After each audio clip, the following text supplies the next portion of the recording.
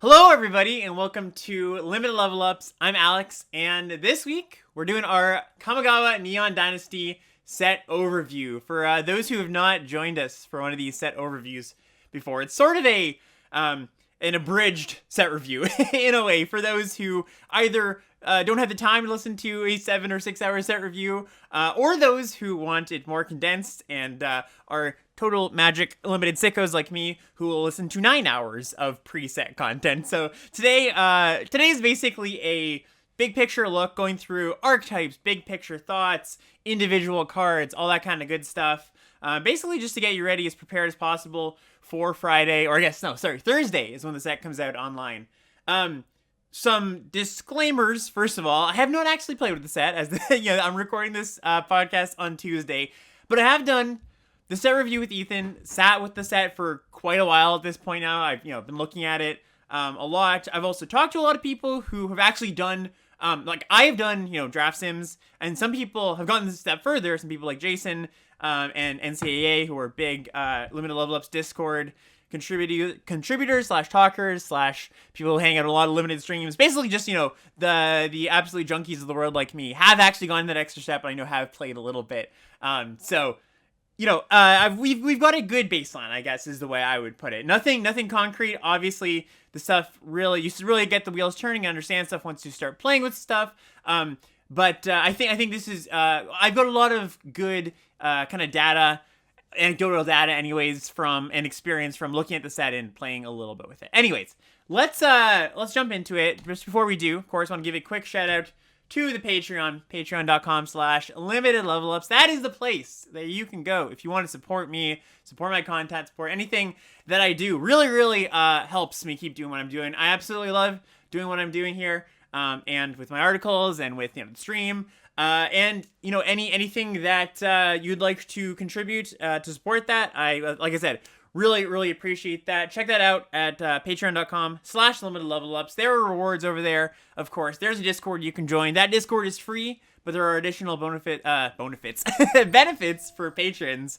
And if you want to join that Discord, it's Limited Level Ups. Actually, you can probably just search Limited Level Ups on Google. I always tell people to do that. You'll probably find it. But if not, it's in the show notes, and you can just go bit.ly/join the Discord, cord with a CH, like Corda calls. Also, one more shout out for this. I am doing my first Cordo class this weekend, which is something I'm doing going forward for the $10 Patreon tiers, where every week we're going to have a class. It's a regimented class with a curriculum where really trying to do a deep dive, getting people, really helping people level up in a different way. This is going to be large classes, or, large-ish, where depends on the week, depends on the month, but the first one I'm doing, which is a free open house, has 70 people in it. That's already been filled up, but if you are interested in that, there's going to be a recording of that. I'm going to be posting that on the YouTube for everybody to see. So if you're interested in that idea, you can feel free to ask me. There's some info on my Twitter about that. There's some info in the Discord. But yeah, going forward, that's a really exciting new Patreon perk that I'm excited to dive into a little bit. And more info on that going forward. Like I said, that first class is happening this weekend. And like I said, spots are full, but there will be a recording if you want to check it out. Okay, let's move into the action. Okay, so the first thing I want to talk about here is some big picture thoughts / set structure. I think you can learn a lot about a set, or at least contextualize a lot about a set by looking at its set structure. Just like when I say set structure, I generally just mean how are the archetypes set up? What are what's the level of complexity in the commons? How much crossover is there in the commons and on the uncommons and in the themes and that kind of stuff? So that's the kind of stuff we're gonna start with today. And the big picture thought here is that there are a lot of themes in this set. A lot of themes, a lot of crossover. It's a very busy set. I would liken this set very much to an Ikoria, to a Kaldheim. Feels very, very similar to one of those sets. I noted in the set review and a few other places that the set is the lead designer is Dave Humphreys, who also led those sets that are kind of that like complex feeling, a lot of themes overlapping. Honestly, some of the all-time limited bangers, great formats people really like. So I'm looking forward to this set. Number one, for that reason, gives the set a lot of replayability where, blue-green is not the same blue-green deck you're going to be drafting every time. You're going to have a lot of these different crossover themes. So that's just something to consider. A big part of the set is it is complex and there is a lot of themes. One of the ways that it accomplishes that is that, for example, some of the commons, like there's an enchantment theme in white, right? But there's also a samurai theme in white. There are enchantment samurais, right? That's one of the easy ways that they can accomplish that. When there are a lot of themes and a lot of crossover, generally what that leads to is a lot less frequently you'll have decks that are hyper focused, where you're like, oh, I got the, I'd say blue-black Decay is a good example in Midnight Hunt, where a lot of the set real estate could be devoted to blue-black cards because there weren't as many themes, shoved into the set. There's like 5 main themes in Midnight Hunt, right? Where I think there's like, I'd say 7 or 8 in this one. So when there's fewer themes, you can have more cards devoted to those themes, and a blue-black deck with blue-black, decay synergies comes together more often. In these kind of sets, it's a little bit less like that, where, yes, there's the, green-white enchantment deck. Yes, there's the red-white samurai deck, or the blue-black ninja deck. But because there's fewer cards that are specifically devoted to this goes into this deck, and a lot more of the cards are, kind of like modular in what decks they can go in, you're gonna get those super focused decks a lot less often, and ultimately what that leads to is sets like this end up being more about micro synergies than macro synergies, because when there's a lot of cards that are kind of like can go in a bunch of different decks but maybe aren't specifically pointed to one deck, you're gonna have, you can be starting in red-white, for example, right, and then get past a bunch of red-white cards that don't necessarily go in the samurai deck, but maybe play decently together, right? You pick up some of the enchantment stuff, you pick up maybe even some of the artifact stuff like that, right? It's not like, okay, I'm red-white, all of my cards are going to be samurai warrior, type cards. It's not going to work out like that all that often. I would say that when you're drafting, if you pick up the signpost uncommons that actually want you to draft that type of thing, Asari Captain is the one for samurais, 5 mana, 4/3 haste. Whenever a samurai warrior you control attacks alone, it gets +1/+0 until end of turn for each samurai warrior control. The more you have these gold signposts and commons, the more you can lean into that.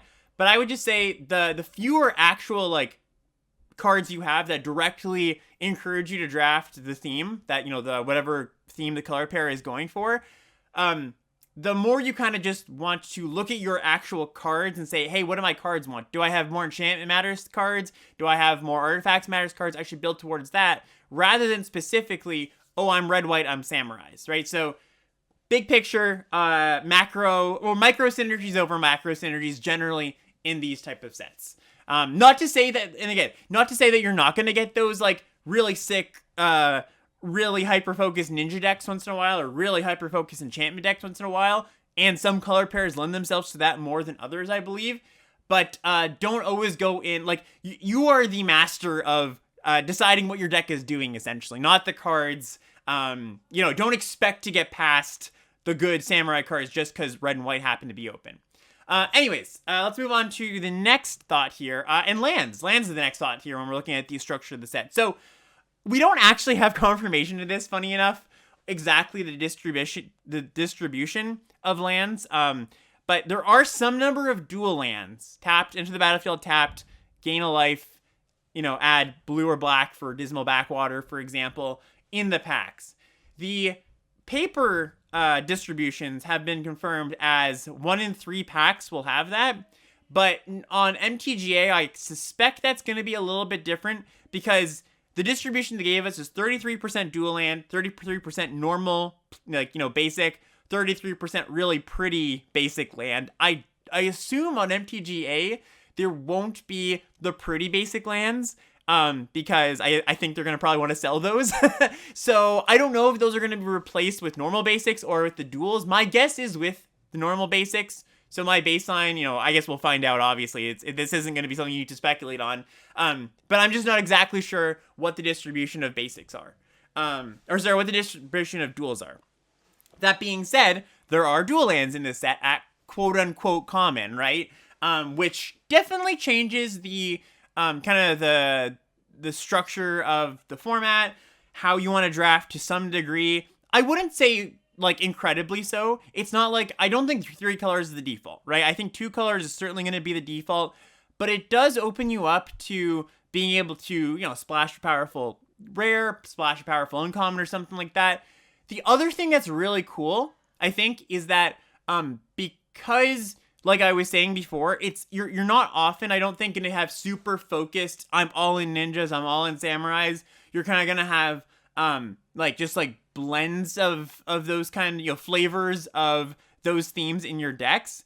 You might end up being, okay, like I'm 2 colors, let's say I'm green white enchantments, and there's a really good black enchantment that fits really well in this color pair. Like I don't exactly know what specific card I would be pointing to here, but this, you know, just as an example, there we might figure out, oh, this, you know, black card plays very, very well in this green white deck, and because there are you know, commons at duels, this is like a common path you can take. Like you want this specific black common in this green white deck, right? And yeah, because there are duels, that'll happen more often. So you'll find kind of these like 3 color synergies kind of sprinkled throughout the set.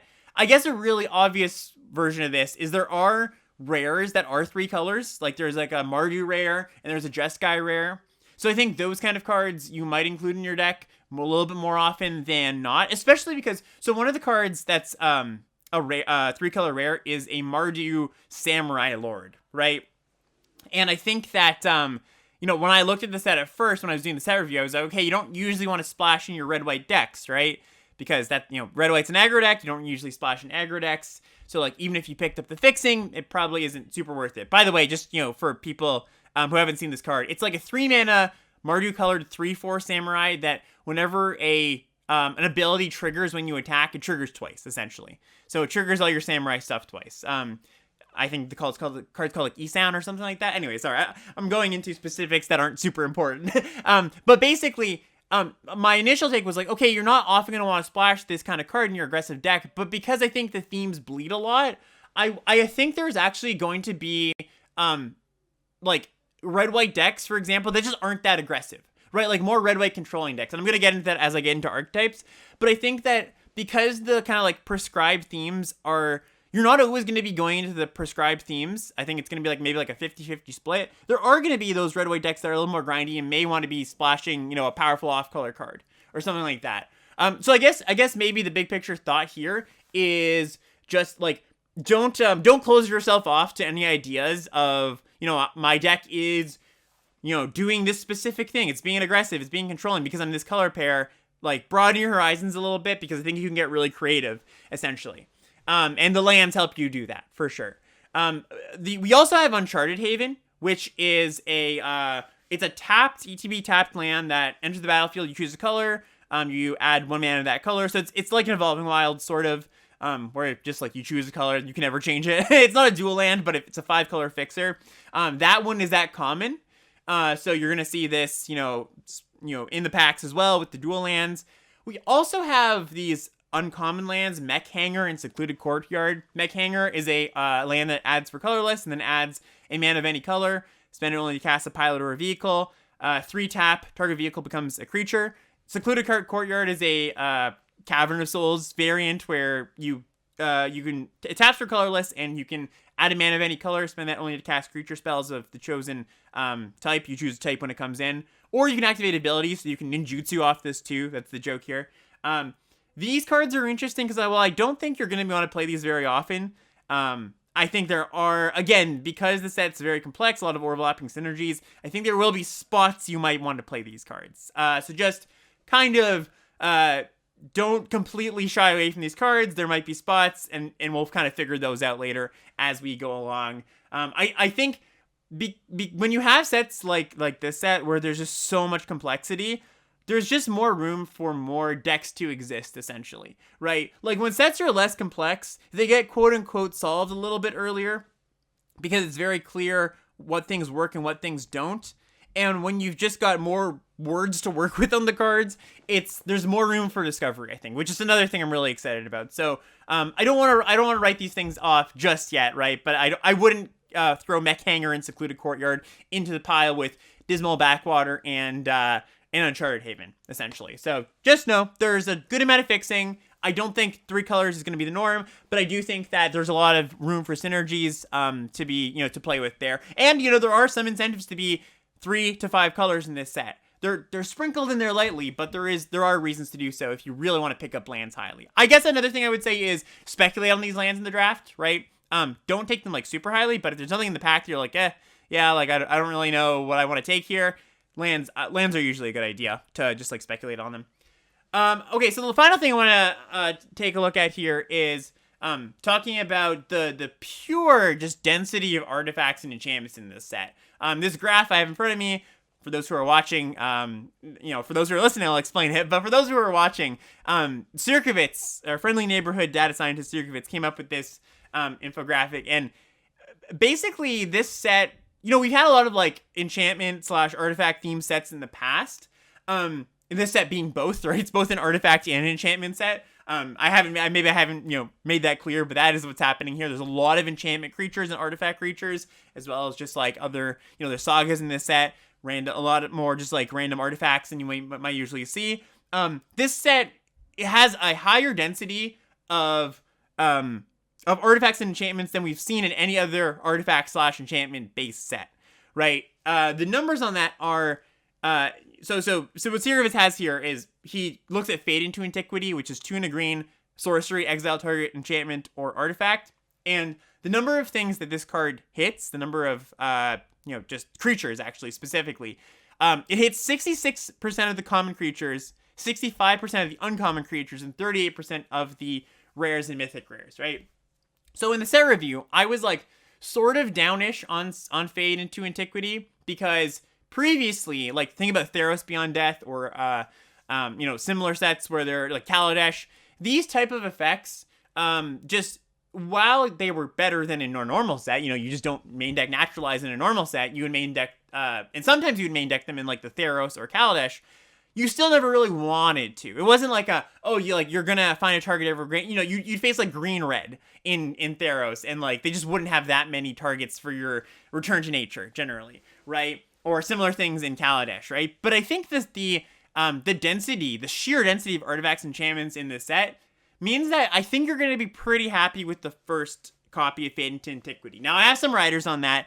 A lot of my hesitation about this kind of card is that even if you can find a target, the target isn't always good, right? Like, finding a target isn't just enough. It is also important to have a good target that you actually feel is worth paying 3 mana to tap out, pseudo tap out, 3 mana sorcery speed, kill that thing, right? That is not going to happen every game still. But my thought here is that there's a large enough density of commons and uncommons that, this Fade into Antiquity can hit, that the thing you want to be killing will be an important enough thing enough of the time. That's kind of the calculus I'm making here. I don't think this is like, you should be putting this card in your deck, like just drafting it super highly or anything like that, like 3 copies. I think the first copy is really good. I think the second copy drops off pretty dramatically, because when the first thing on the battlefield you want to hit that's an artifact and enchantment is quite good, that feels good. The second thing's probably not going to be that good, even though there are a lot of them. So basically, this is just a revision of my grade before. I would give Fade probably like, the first copy is like a C+ or something like that. I still think you want to be careful about not just jamming a bunch of them into your deck, though. The other caveat I have on this, on Fade into Antiquity, is that if you look, even though the commons and uncommons there's a high density there, right? 66% about, 2/3. The rares, there are a lot fewer rares that actually this hits, right? 38% of the rares and mythics. So again, going back to my point of the thing you want to kill isn't always going to be an artifact or enchantment. The thing you want to kill is often going to be the rare they play, right? So just temper your expectations on this card, essentially, right? Think it's a fine card, but don't go crazy on it.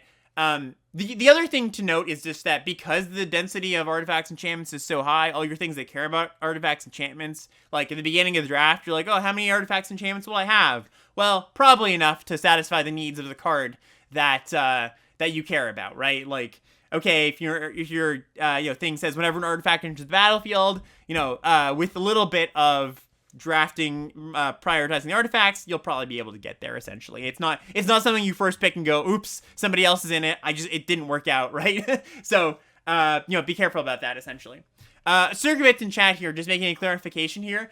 When he did this analysis, the 66% of common and uncommon is referencing sagas.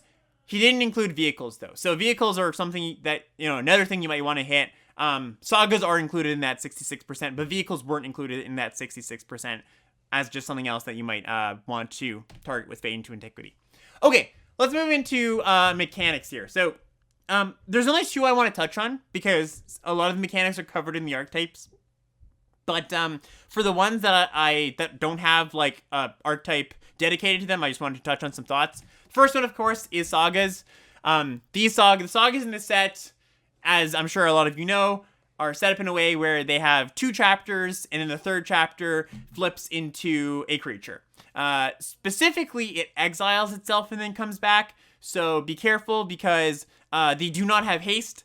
They do not attack right away. I know a lot of people were asking about that, but because they exile themselves, they come back and they can't attack. Some of them have haste, so that's a little distinction to make. But yeah, just something to note. So a big thing I've seen people see you're talking about these sagas is they seem slow, right? It's like they do something for 2 turns. Maybe it's like kind of you scry 2, you gain 2 life, and then they come as like a kind of medium body, right? So for example, we have like Era of Enlightenment here, which is one in a white. First chapter, scry 2. Second chapter, gain 2 life. Flips into a 2/2 enchantment creature, right? With first strike. That's important. And it's like, is this too slow? Is kind of the question. Is this too clunky? My answer is I'm not sure. I'm not actually sure about anything before we play. But my intuition says no. I don't think it's too slow. Like there's certainly gonna be times when you're like, oh, I just really need, like I'm top decking, I really need a blocker. You top deck this and you're like, wow, that's not a blocker, even though in my deck count, I counted this as a creature, essentially. Like, yeah, that's going to be a little bit awkward. You draw them late, they take a little bit of time to become a creature. But I think for the most part, if you play these on curve or like in the midpoint of the game, right, I think you're just going to be happy with them. So the trade-off here is time, right? Of course, like, so look at that Era of Enlightenment card I was talking about, right? You're paying 2 mana for a 2/2 first strike, scry 2, gain 2 life. If you just played 2 mana for a first striking 2/2 enchantment creature that scry 2 and gain 2 life, that would be awesome. Fantastic, right? It's not that card, obviously, right? But you're look at what you're giving up, essentially, right? When you're, or sorry, not what you're giving up, but look at the upside of this card. You're giving up time, essentially. It takes time to get there, to realize the full effect of this. But just like if you've played with Suspend, anybody who's played with Suspend knows that often that exchange of exchanging a cheap mana cost for more than what you normally would get for that mana cost for time feels like it's worth it. Now, this isn't exactly Suspend, right? It's going to feel a little bit different, but they also were enchantment creatures. That's another thing. They're not in the direction of these being good. I don't know. I would just lean towards these cards. Your baseline of these cards are good rather than bad. There's obviously going to be cards that, just like with any mechanic, there's good versions and bad versions, right? There's going to be some sagas that you're like, hey, this is a little bit too slow, right? Not so into this, right? But I do think that for the most part, with some exceptions, I'm into these sagas. I like them all. There's even ones like Okiba Reckoner Raid, which is the one black mana common that first 2 chapters drains. For 1, they flips into a 2/2 menace rat rogue enchantment creature that gives your vehicles menace. I think that card is awesome. I think it's one of the top commons. Like they definitely range from like a card like Okiba Reckoner Raid to something kind of junky, and we'll get into maybe some of the junky ones later. Anyways, that's just my thought on sagas. I know that people think they're a little bit too slow, and I feel that, and you're gonna feel the times when it's just like, I really need a blocker on this top deck. But when you play them on curve, I think they're gonna be awesome. When you play them a little bit off curve, I think they're still gonna be really quite good. Also worth noting, it's 2 enchantment ETBs for cards that care about that. When you play it on the first, when you play the saga, it's an enchantment ETB. When it flips, it comes back, it's enchantment ETB. So just consider that. Okay, and then the second mechanic that doesn't actually have an archetype is Reconfigure. And this is a mechanic that you see on artifacts, on equipment, creatures. It's a really weird mechanic if you haven't seen it. I'd recommend looking at the cards. But basically, we have, for example, Rabbit Battery here. Single red mana for a 1/1 haste. And you can attach it, Reconfigure, it's kind of like equipping, right? The reconfigure cost is red. The equipped creature gets +1/+1 and it has haste. So basically what happens with these cards is they're creatures when they come in, generally pretty on-rate creatures for the curve, and then when they kind of outstayed their welcome, they can turn into equipment, which is awesome, right? There's two big set design ideas that this is fulfilling, right? One is that it's just like a cheap creature that turns into something that is useful in the late game. That's often what they try to do with cheap creatures nowadays, where they try to give you some ability on your 1 or 2 drop, where it's not just like, oh, this is dead in the late game, it's gonna chump or something. I draw my 1 or 2 drop on turn 6. It's just a 2/2, it's not doing anything. They generally try to find ways to turn cheap creatures into real cards, and that's what this mechanic is doing, right? Your 2/2 turns into something, that can help a larger creature or a mid-sized creature win combat, or give it an ability word or something, right? Your Rabbit Battery, which I think is one of the better ones in the set, turns into like a short sword that gives haste. Your Web Spinner Cuff. This is a 2 and a green for a 1/4 reach, and then it reconfigures for 4. The equipped creature gets +1/+4 in reach for which is just awesome. I think that's one of the better ones as well. So that's the first role it fills. The second role it fills, of course, is having is a card that contributes to Modify. Modify is a different set mechanic in the set where just like there are cards that care about if your cards are modified, which means they have a counter on it, or they're ORA'd up, or they have a equipment on them. So this guy contributes to that as well. So nothing like huge to say about this other than the aggro decks the aggro decks have a lot of tools actually for pushing damage in this set, so that they're not just dead in the late game, or their cards aren't just dead in the late game. But these are, these contribute to that, essentially. These are just one of those things. So I'm pretty into these cards, the reconfigure cards, just from a design perspective and how they seem to want to play out, or how they seem they're going to play out. Just like with Sagas, there's going to be some good ones and some bad ones. And we'll kind of see as the set goes on which ones are, the good ones and the bad ones. Okay, moving into some archetypes now. So the first one up is Blue-Black Ninjutsu. This is one that I know a lot of people are excited for, both old and new players. This is just kind of like a fan favorite mechanic. A lot of people, it's a really cool mechanic, honestly. It's a really fun mechanic if you haven't played with it before. I think it's going to be kind of a contested one just because it's so cool, and people like ninjas and people like the idea of how ninja decks play out. But if you haven't seen it, basically Ninjutsu is an ability that says, whatever creature it is, for example, let's look at the blue-black uncommon here. Blue-black 2/2, Silver Fur Master. It's got Ninjutsu for blue-black, and what it says is return unblocked attacker you control to its owner's hand, or to your hand. Put this card into the battlefield, tapped and attacking. So your 1/1 flyer gets unblocked. You go, okay, pay 2 mana, pick up the flyer. This Silver Fur Master is now attacking. So it's basically like from a gameplay perspective, it's kind of I hesitate to say it's a tempo mechanic, because it kind of loses you tempo a lot of times when you pick up your creature. But that's kind of what it aspires to be a lot of the time, where like you can sequence things in a way where you play a 1/1 flyer, and that kind of gives you a discount on your 4 drop that has ninjutsu, and then like you pick up your 1/1 again and you play that. But there's a few things that ninjas really want. One of them is those cheap flyers. So Network Disruptor, I think, is one of the premier ones. This is going to be a really high pick, I believe.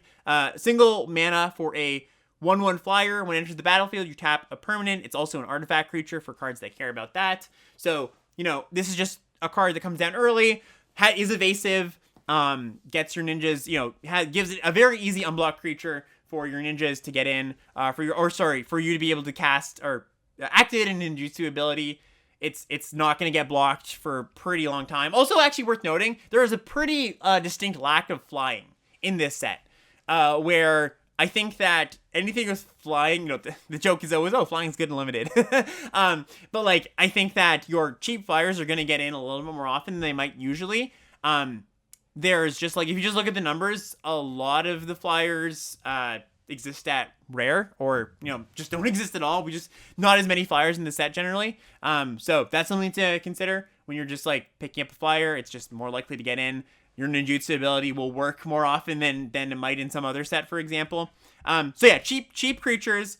That's actually really important. You really want your ninjutsu enablers to be cheap, because when you're picking your card up, you're going to have to cast it again. You really don't want to be picking up like a 5-drop flyer, right? That's not so good. You want to be picking up your 1-drop, because you do have, you are paying a tempo loss, right? often the ninjutsu creatures ninjutsu in for cheaper than their mana cost. For example, we have Moonsnare Specialist here, 4 mana to cast, but its ninjutsu is 3. So like that's the upside, right? When you're picking up your creature, but when you're picking up a 5-drop creature for getting a discount on your Moonsnare Specialist, it's not actually really getting a discount. So just be careful of that. The other thing that ninjutsu really wants is ETB effects, right? So if you have good creatures that enter the battlefield and do something, that's really great because you can reuse your ETB effects when you ninjutsu. A lot of the ninjutsu cards on their own have ETB effects, like that Moonsnare Specialist I was saying. I guess I should read the full card. It's a 4 mana 2/2 that ninjutsu's for 3, and when it enters the battlefield, you return 1 target creature to its owner's hand, so it's kind of like a mana war.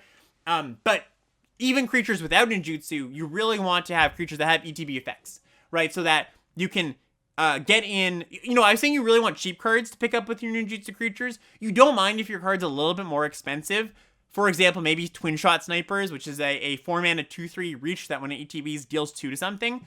You don't mind picking that up because you get a bit of value when it comes back down, right? So that's something to consider. A few really strange little rules quirks about ninjutsu. So ninjutsu is worded, and it says, return an unblocked attacker you control to hand to activate the ability. You can do that after damage has gone through. There's not that many reasons you want to be doing that, but like, just know that it comes up. You can also do this weird thing with where if the ninjutsu cost is cheap enough, you can like, if you have 2 ninjutsu cards, say they're both 2 mana, you can like keep swapping them in and out. Like the creatures will remain unblocked as long as combat's going on. I believe Arena, you have to set a stop for that because there's like an end of combat phase that generally it skips through that. But just a small little thing. I don't expect it to come up that much. One part where that will actually come up a little bit is, or one instance where that does come up, I think, is there's a double strike ninjutsu creature. So like you can get your first strike damage in and then maybe bring that back to hand, get more damage in. But again, it's like a small niche case. Anyways, big picture on ninjutsu: prioritize ETB effects, prioritize cheap flyers, cheap evasive creatures.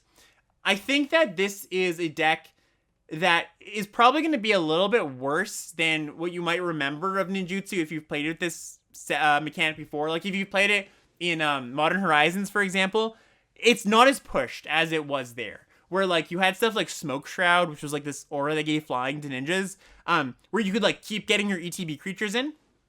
I think basically, or sorry, not your ETB creatures, your on hit triggers in, where like there was a lot of ninjas that say when this deals damage, you make a 1/1 or whatever, you draw a card. You keep doing that. There's a lot less of that, I think. I think it's much more like you're just kind of like picking up some. I think it's more you're getting value from the ETB creatures that you have in your deck, be it by being able to pick them up. I think it's a lot less about like getting in the things that deal damage, or they trigger when they deal damage multiple times, right? It's more about just like kind of tricksy reusing ETB effects. So that's just something to consider. Moving on to our next archetype, green-white enchantments. This one's really exciting to me, actually. So in the set review, I was a little bit down on green. Actually, I was, to be honest, I was a lot down on green. I've since come up on green as a color, after just like seeing what, just sitting with the set a little bit longer, and also just talking to players who are high on green, like NCA and Jason, like I was talking about before. And I think if I'm to give a take, it's that green-white is the best home for green. Okay, so let's just dial back a little bit.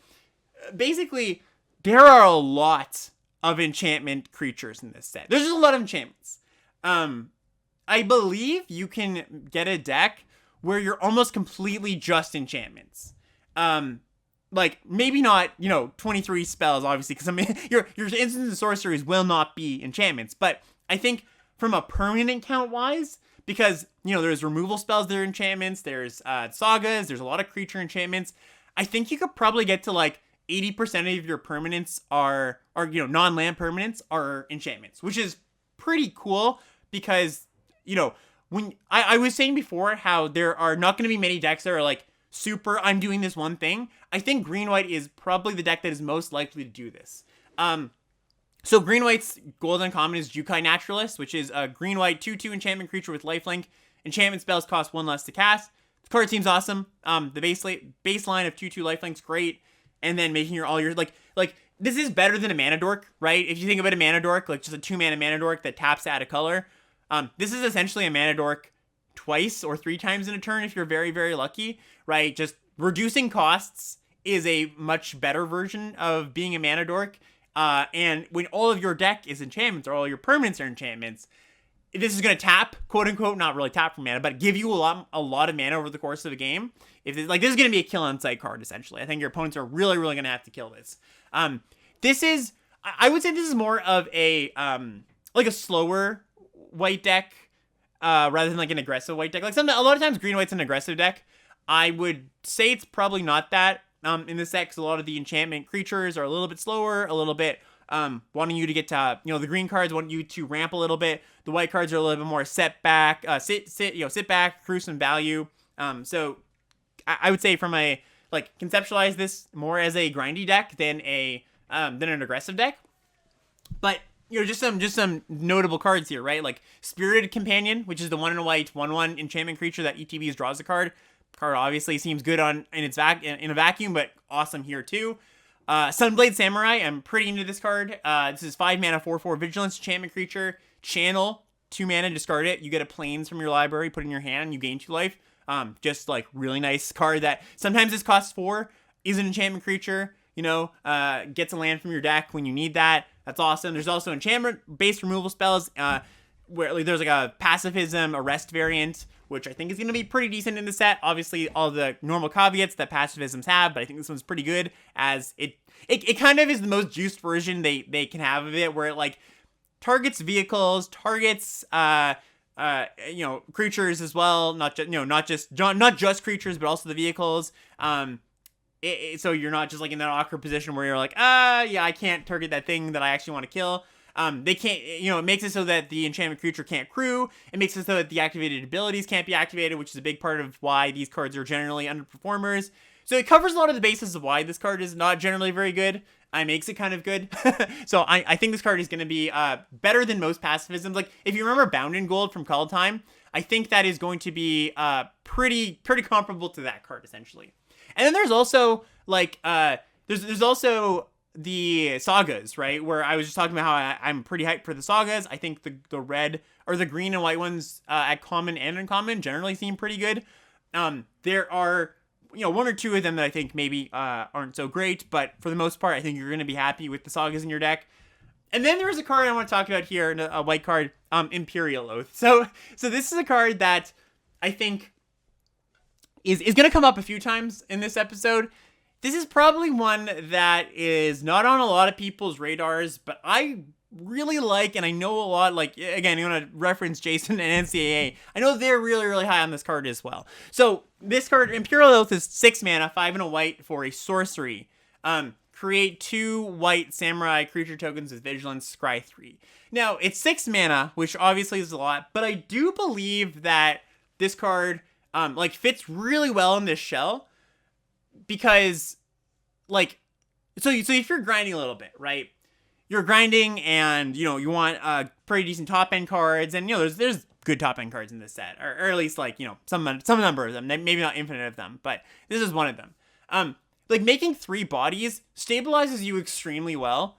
So, like, any aggression your opponent has, this is going to be able to stop so well. Vigilance is a good ability on this kind of effect, because, like, you can come down and stabilize, and you can also, like, start to race them a little bit. Scry 3 is a lot, just, like, digging deeper. Like, one of the things when you hit 6 mana is you just, like, don't ever want to hit a land, right? So when you play this, you start to, you're on 6 mana, you don't need lands anymore for the most part. You can scry away lands, set up gas. There's a lot of enhancements in the set, like the reconfigure cards. So, like, you're making 3 materials to put enhancements on, right? That's just a lot, right? So the downside of this card is it's 6 mana, essentially. And, like, you see 6 mana white card, and you're like, that's weird. I don't really want a 6 mana card in my white decks, because those are aggressive cards, right? But, like, the kind of, this archetype in particular, and I think some of the other white archetypes kind of skirt that issue, because I think a lot of the good white cards are not that fast. I think they're actually pretty slow. They're, belong in more of a grindy deck, where you're, like, doing the enchantment synergy stuff, right? So this card just does a lot. Like I said, stabilizes you super well.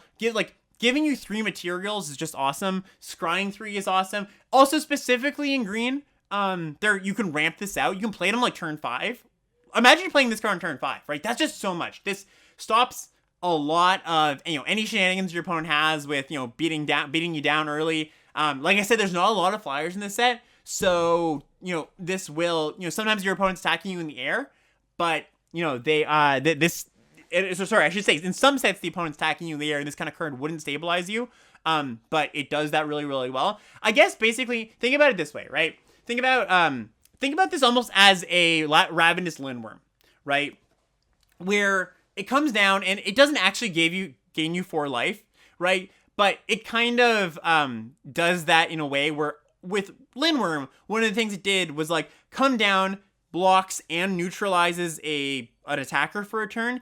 This can kind of do that. Obviously, you're not blocking with a 6/6, so they can't, they can attack into you a bit more easily, but you also just have the option to chump block 3 times, or, make a trade and chump block once, or something like that. So, I don't know.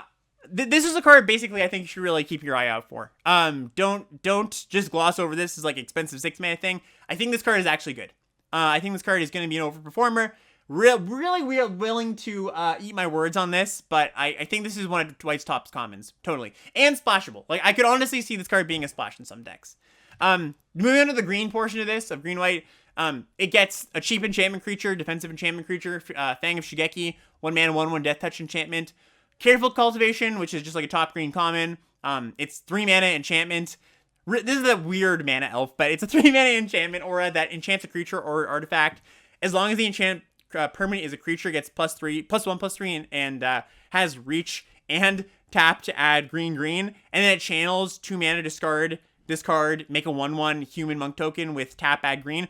Essentially, it's just a 2-mana mana dork that also is an instant speed mana dork, which sounds not that impactful, your mana dork being instant speed, but a lot of times what happens is you play a mana dork on 2 in your green decks, right? And your opponent goes, kill that right away. I have to kill that, right? But because it's an instant speed mana dork, what happens is they go, okay, well, I'll just play my 2-drop instead of, casting my 2-mana removal spell, or my removal spell on turn 2, right? Because they don't expect you necessarily to have this card. And you go, okay, untap, play my 4-drop. And by the time they want to kill this, it's a little bit too late, right? So an instant speed on a mana dork is a little bit better than it might seem at first glance. This is also just a card that you might put on a creature once in a while. If you put this on a creature, it adds green, which is really weird. Something I didn't note at first, right? Where it's okay, often these 3-mana ramp cards, they are templated in a way that says the land adds green, right? But this one, and what that really means is it adds an additional mana. But if you put this on a creature, it ramps you twice. So if you ever go 2-drop creature or 1-drop creature into this, this can ramp you up to 5 or 6 mana really quickly. Obviously you're incurring some risk there, but some amount of the time it's going to be the right thing to do, because you're just happy taking that risk to cast your giant thing really, really early. So that's really strange. Really strange, but worth noting. I think a lot of people are going to miss that. Then we have Greater Tanuki, which is 6-mana, 6/5 trample, enchantment creature, 3-mana, discard it, channel, get a basic land, put on the battlefield tapped. Just another piece of the puzzle, good thing to ramp into. And then a few auxiliary pieces I want to touch on here. Season of Renewal. This is another one that I've got, I was hyped up on, thanks to NCAA and Jason. This is 2 and a green for an instant. You can choose one or both. Return target creature, or return target creature card from your graveyard to your hand, and return target enchantment card from your graveyard to your hand. This looks like the typical, kind of green draw from your grave kind of card that ends up being not so good a lot of the time. But I think the density of enchantments in this set, and especially in this kind of deck, just is going to make this soul salvage so much of the time. This card also works well in this set because often one of the problems with this card is, this type of card is it's a pretty late game card because you can't get the value on both of them. You either pick up a creature early or in the mid game, or you pick up an enchantment, or whatever the second card type is. But because channel exists, you're going to be able to get creatures and enchantments in your graveyard quicker than you might more normally would. So basically, if green-white is is kind of a grindy deck, one of the things you want is card advantage, and of course those colors don't naturally give you card advantage, so this is kind of your way to grind.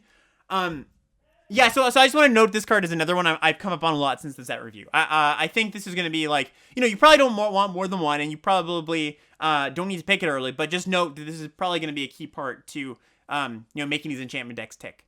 Generous Visitor, I think is insanely good. This is a single green mana for a 1/1. Whenever you cast an enchantment spell, put a 1/1 counter on target creature. This thing's awesome. This thing is just like a really, really must kill. Again, if so much of your deck is enchantments, like so many of your creatures are just gonna trigger this. Like this seems really busted to me. Just stand out uncommon. I think one of the top commons, uncommons in the set. Really, really great. And then I want to call out Commune with Spirits as well as another type of card that doesn't look like a card we generally like to play, but I think is going to be a lot better in the context of this set. So Commune with the Spirits is a single green mana for a sorcery. You look at the top 4 cards of your library, you may reveal an enchantment or a land from among them, put it into your hand, put the rest in the bottom of any order. I think, so the problem with this card generally is that you can't get a density of the second type, whatever it's looking for. Sometimes it looks for creatures, sometimes it looks for, artifacts, whatever it is. You often can't get a density of that second type to be more than just, like, land, like, find a land most of the time. 1 out of 10 times you find the other thing, right? But I think in this set, again, because you have such a density, you can have such a density of enchantments, there's going to be decks where this is, like, close to Ancient Stirrings in Modern for those who, have played with that card, right? Like, it's going to do that job of fills in your land slot. You replace a land with this, or you replace 2 lands sometimes with this, and you basically turn what would be a dead draw in the late game, just like a basic land, into a card, a real card, right? A spell. So yeah, I really think Commune is really potentially going to be amazing in some decks, and then fine to good in other decks. I should note, I kind of implied this, but this would replace a land, right? Like, you're mostly talking about this in like a heavy green deck, so that you are always gonna have the green, and you play 1 or 2 of these as like your 18th or 17th land or something like that, right? Think of it as like a value land, kind of. Because, a hand with 2 lands in this is essentially a 3-land hand. You're very rarely going to miss on the land early game if you want to cast it as a land. So, really strong cantrip. Yeah, I'm really into this. And like, this whole talk about green, I've been going on about green-white enchantress for like, 10, 20 minutes at this point now. But all of this is to say that I am definitely higher on green than I was before. I definitely, I think, talked down green too much in the set review. And I want to kind of try to amend my sins of talking down green. I am hyped for green at this point in the format, or in the format, I say, as we're like 2 days away from actually playing. Okay, let's move into our next archetype. Most of these archetypes, I'm going to speed through these a little bit more. Those are the like 2. I mean, there's a few I want to say some words on, but those are the ones I had a lot of words on. The next one is blue-red artifacts, and So the golden common here is Enthusiastic Mechanaut. This is blue-red for a 2/2 flyer that is an artifact creature. And this is artifact spells you cast cost 1 less to cast.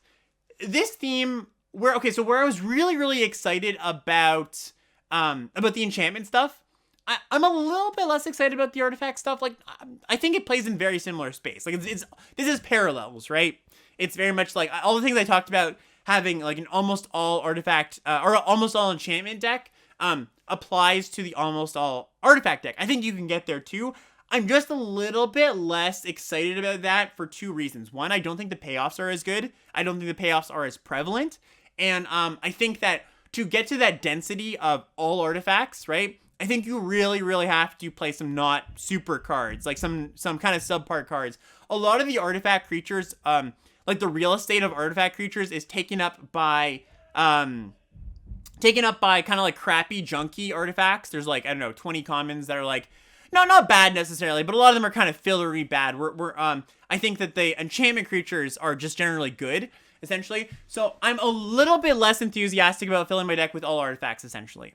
There are some good payoffs. There's like Replication Specialist, 5 mana, 3/4 flyer at uncommon, that whenever a non-token artifact enters the battlefield, you can pay 2 to make a token copy of it. Really, really good payoff.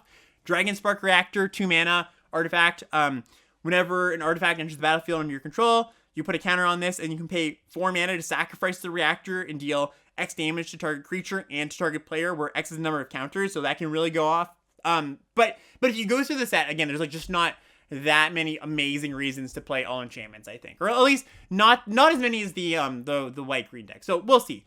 I'm not to say that I don't like what's going on here, by the way. I'm just not as stoked about putting all of my decks, all of my cards in my decks being artifacts. Another thing about blue-red, which is kind of interesting, and you see this a lot in a lot of sets with blue-red, is there's kind of two flavors of blue-red. One's more aggressive and one's more controlling.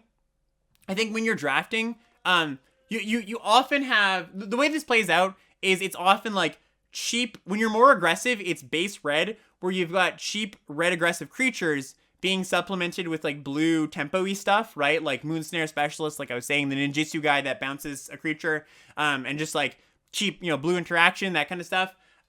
Or you've got blue card draw, grindy stuff, being supplemented with red removal. And there's two really, really good common removal spells, red removal spells in the set.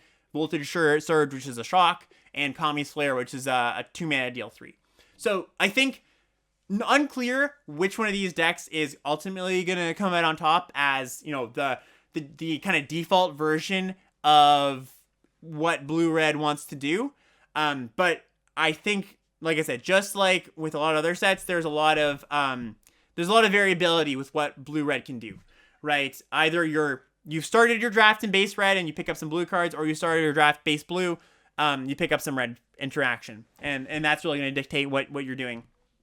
I want to say there's also like not a ton of, I kind of touched on this, but there's not a ton of explicit payoffs for like, put all these artifacts in your deck. Yeah, sorry, I already touched on this a little bit, but I just want to reiterate that, because when we're going to our next archetype here, black-red artifacts / sacrifice, I think this one is a little bit more synergy driven, where it's doing kind of similar things, I think, where you just like want to load up on artifacts, but you've got sort of more of a sacrifice theme, more of a synergy, like a reason to put artifacts in your deck rather than just like, oh, this is a good artifact, let me put it in my deck.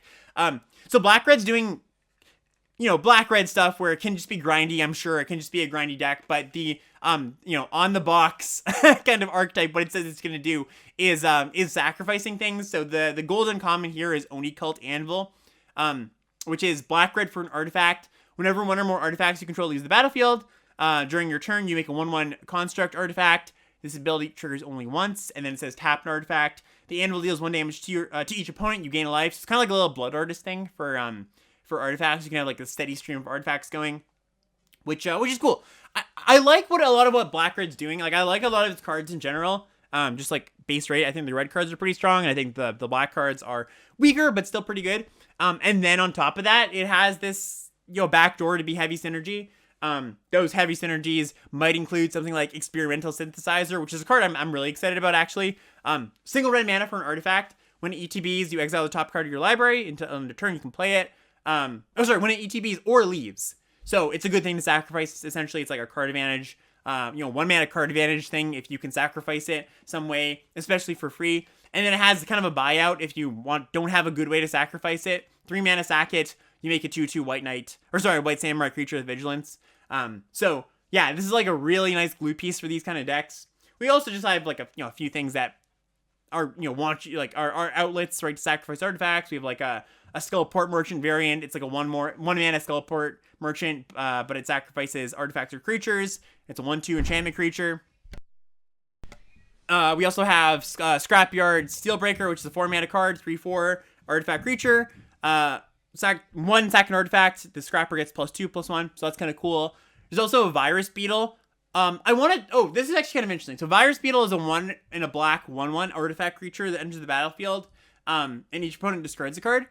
So one thing that's interesting about any black archetype that wants artifacts is there is actually not very good ones. There is a distinct lack of good artifacts, is what I found. So Virus Beetle as like kind of just a generically okay, like Ravenous Rats type card. I think this is gonna be like a reasonably high priority, as like something you makes your opponent discard a card, lets you kind of grind a little bit, and you can sacrifice. And it's cheap too.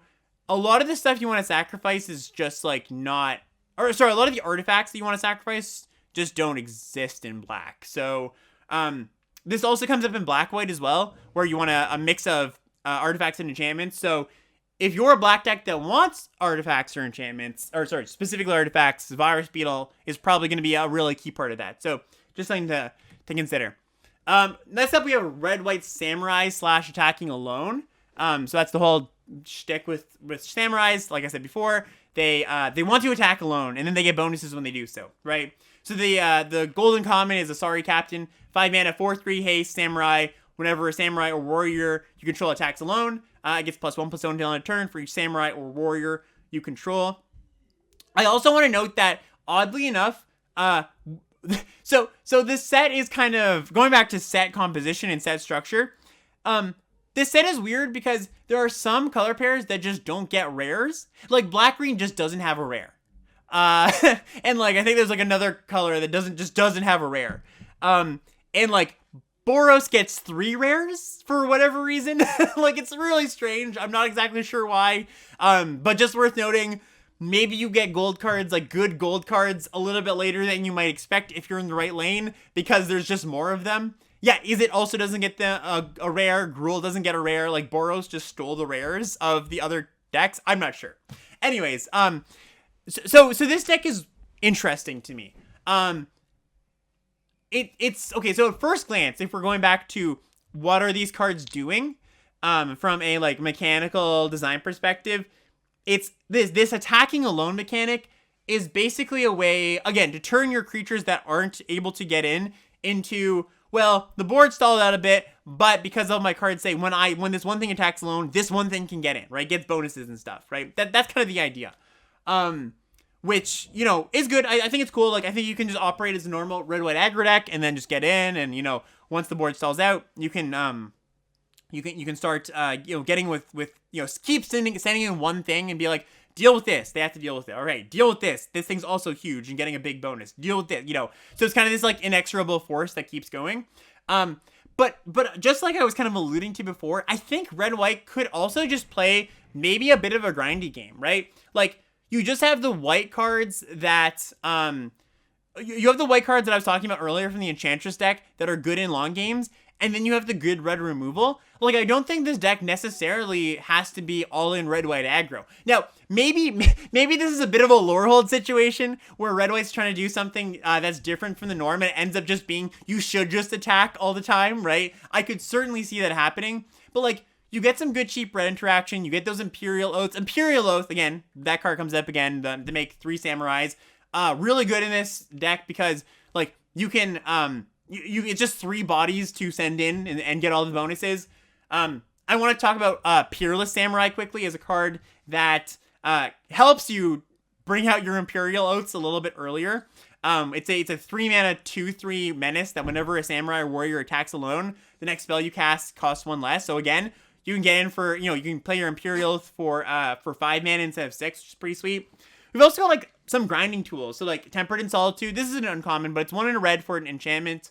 Whenever a creature you control attacks alone, exile the top card of your library. You may play that card this turn. So it's like a little bit of card advantage, kind of interesting, helps you grind.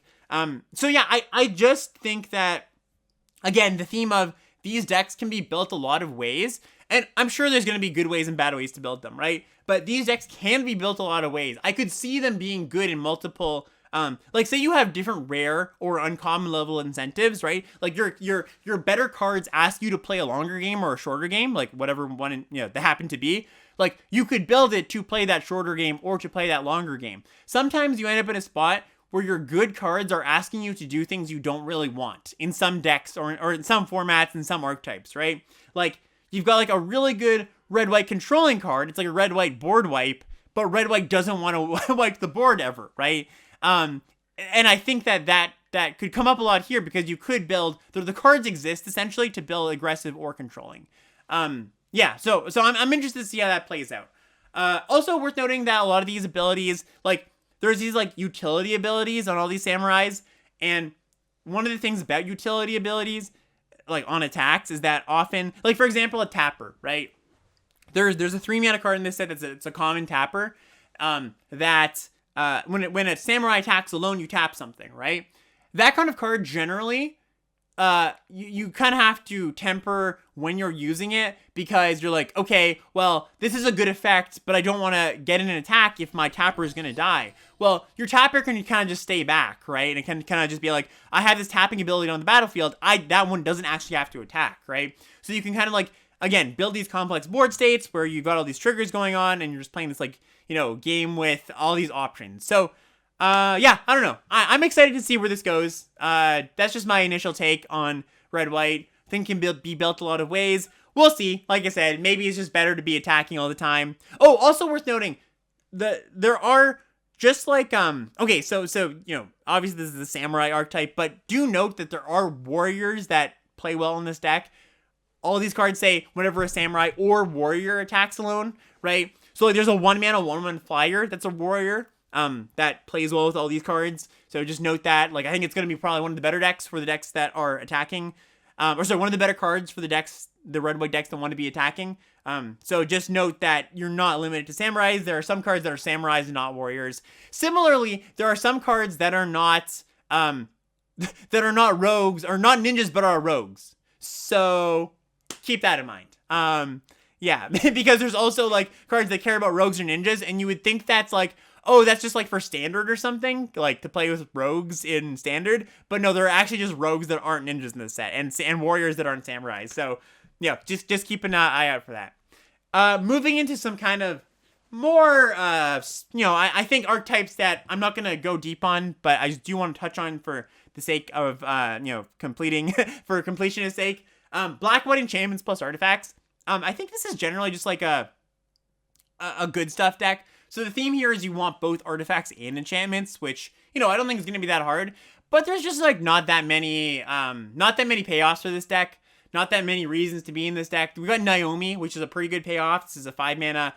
This is the signpost uncommon, 5-mana 4/4. When it ETBs or attacks, you make it 2/2 if you control both. Like, there's certainly cards scattered throughout the set that are like, oh yeah, if you have enchantment and an artifact, you get the bonus. And like, okay, it's kind of cool. But I don't really think you're going to be building your deck around this. Like, essentially, this is going to be, you're going to end up in this deck, I think, when you have good and black and white cards, and you're going to be like, okay, let's balance how many artifacts and enchantments I have. I don't think you're going to, like, want to go and be like, oh yeah, black, white's awesome. Like, just, jump in, get it, make sure from pick one, pack one, have an even split of artifacts and enchantments, right? It's much more an incidental thing. So, yeah. I don't have too much to say about that right now, but that's just my read on that. Green red modified. I should also say for these ones going forward, actually, I think just like I was saying before, the more of the like explicit payoffs you have, as in mostly golden commons, the more you could lean into this theme. So, like, Naomi is legendary, so maybe that's, like, a bit of a knock against this one specifically, and I guess, some of the other ones... No, actually, some of the other signposts aren't legendary. It's kind of just Naomi. But if you have multiple Naomis, or we're going to get into Green Red Modified, Invigorated Hot Springs, like, you can really lean into that, because those are really good payoffs. Like, I think the decks that aren't fully supported, like, ninjas, or red-white, or, the ones that we've talked about so far, you can still heavily lean into that if you have the reason to do so. I guess I would just more caution about not like going in pick one, pack one, being like, I took a red card and a green card, now I want to get all the modified stuff, because I don't think the payoffs are really there unless you have those good uncommons. So just something to keep in mind. Green red is modified. Again, I think modified is more of a kind of incidental thing. I guess I would look at it as Coven, right? I would look at it as like, oh yeah, this comes together, but you don't like, and you're gonna make some draft and deck build concessions to it, but you're not like, all in modified, my deck's gonna do this awesome thing. I do think, however, if you pick up a lot of Invigorated Hot Springs, right? It's a 3-mana, 1 green red. This is the, again, signpost uncommon enchantment. It enters with 4+1/+1 counters on it. It says modified creatures you control have haste. And remove a +1/+1 counter from Invigorated Hot Spring. Put a counter on target creature. Activate only a sorcery. I think this card's awesome. I think this card's really, really good. Like, this is a good reason to modify your creatures and a good enabler. Like, this is really quite powerful. So if you happen to have 3 of these, sure. Like, pick up things that modify your creatures. Really lean into like a green-red beatdown, which is kind of like what this is doing. It's like a green-red beatdown deck, right? But it's more going to be something you fall into after just having good red and green stuff. So just something to consider. I think modified is like, if you look at modified as Coven, right, as just like, yeah, this will happen sometimes, but don't work too hard for it. I think that's generally how I see it. Blue-green is ramp/channel, which I think is kind of sort of adjacent to green-white, what green-white is doing. I think that this deck is good, but I don't know. I don't really want to say good or not good, because I think that's I don't have enough experience with the cards just yet to put labels on that.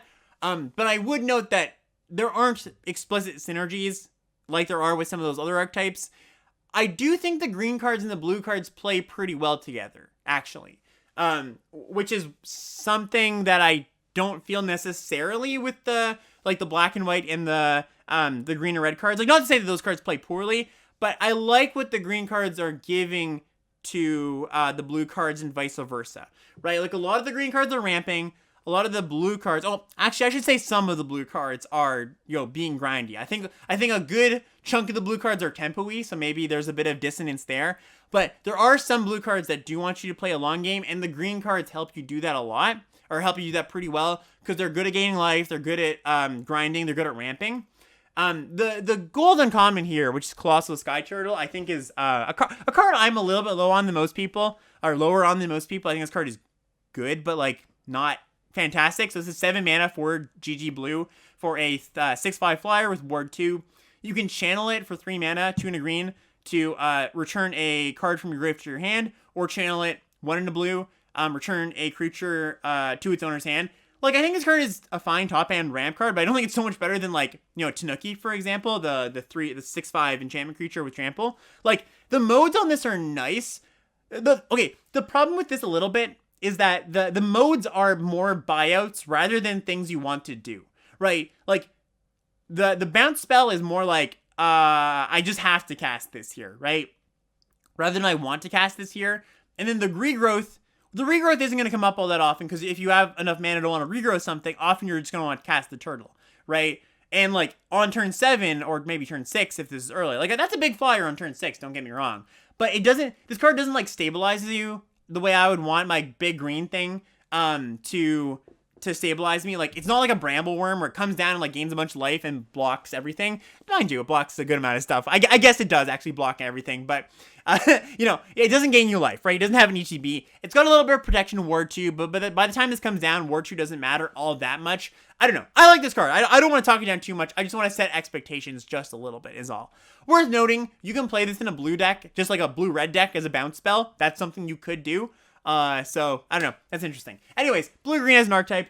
Yeah, I like what the green cards provide to it, as in like, good, like the green cards at their very best, right? They're really, really good at ramping. Like, I think the best green cards are ramp cards, and that's exactly what this deck wants to do. Like I said, there are some blue cards that play well in this, but there are a lot of blue cards that are just like tempo-y aggressive cards in this set.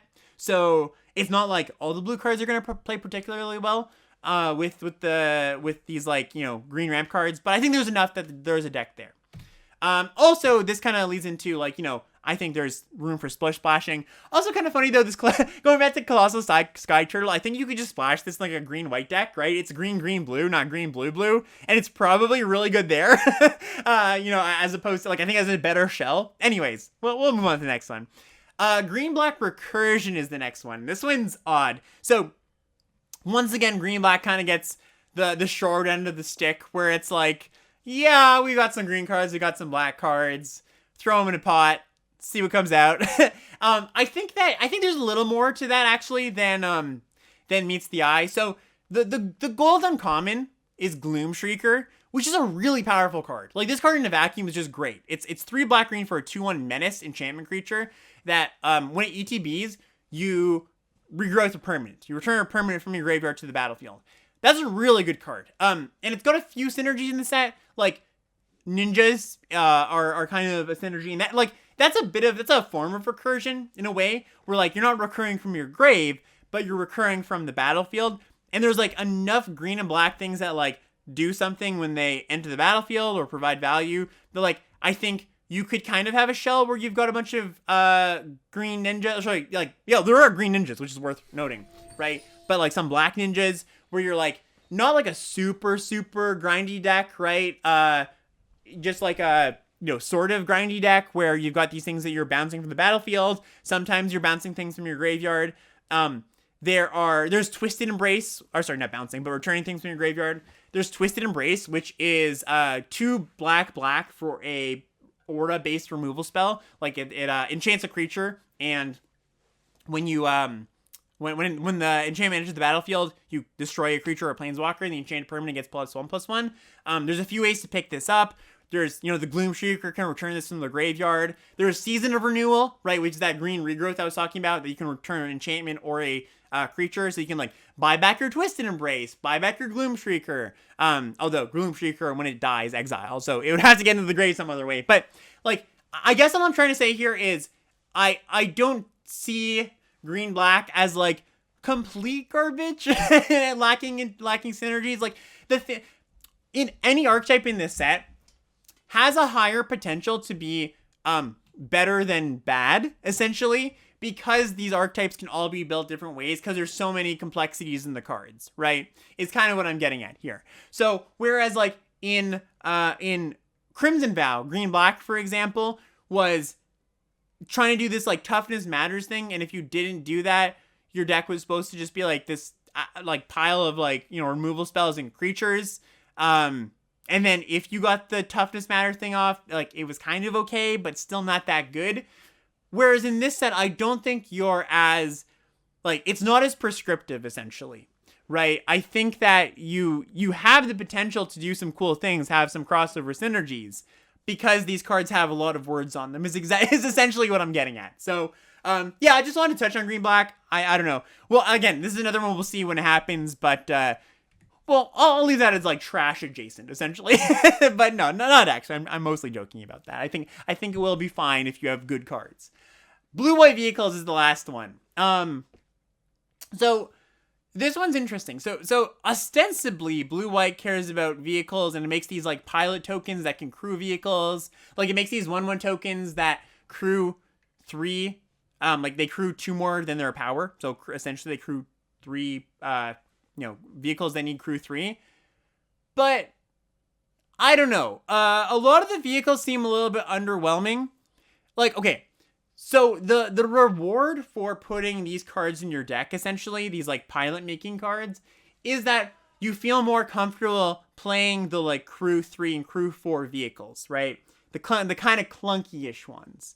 I don't see that as that big of an upside. I don't know. I don't think I'm that excited about being able to crew a little bit bigger, like slightly larger vehicles. You also have the problem of, like, you know, sometimes you can have clunky draws if you're putting a bunch of vehicles in your deck where you don't draw the right creatures, like the right mix of creatures and vehicles, then it's like a little bit, you know, your deck kind of falls apart. I think this is another just like good cards deck, right? It's just got like good blue cards, good white cards. I like the golden common, Prodigy's Prototype. This is one blue-white for a 3/4 vehicle creature, crew 2. Whenever a vehicle you control attacks, you make a 1/1 pilot. I like this card in particular, and there's like 1 or 2 other vehicles I kind of like. But I think across the board, I'm not super excited about the vehicles, and the payoff of, yeah, like I can crew bigger vehicles isn't like that exciting. Now, mind you, I don't think it's like, again, just like with black-green, I don't think you're tied into doing this, right? I think you can just have a lot of different synergies that aren't specifically vehicles. I'm just pointing out, I think this is one of the more afterthoughty, like, archetypes, right? Like, I think a while back, Mark Rosewater confirmed they kind of have, like, 5 main archetypes and 5 lesser archetypes in Limited. That's the way they design, right? And I think the ones I just talked about, like green-black, white-blue, green-red, are kind of the, like, kind of like, you know, there's some support there, but there's not a ton of cards that really incentivize you to going into this deck, right? So I think that vehicles kind of plays in that space where, like, sure, if you're like the only person in blue-white and get all these like golden commons, sweet. If not, I don't think it's going to be awesome, but, you know, time will tell. We'll see. We'll see.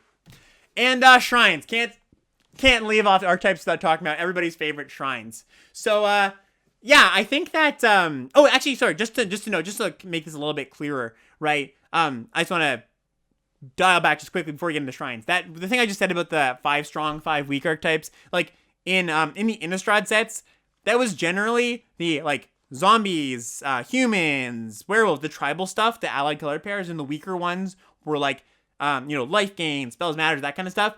Just because they're more supported or not supported, doesn't mean they're necessarily bad. Like, for example, red-blue was really good in Crimson Vow, even though it wasn't like one of the supported ones. It just like wasn't as obvious what the deck was trying to do. But then we kind of played with it. We kind of looked at the stats, understood what they was doing, and we went, okay, it actually is really good, even though it isn't like explicitly supported. So not to say that these lesser supported archetypes can't be good. It's just that it takes a little bit more time to figure them out, essentially.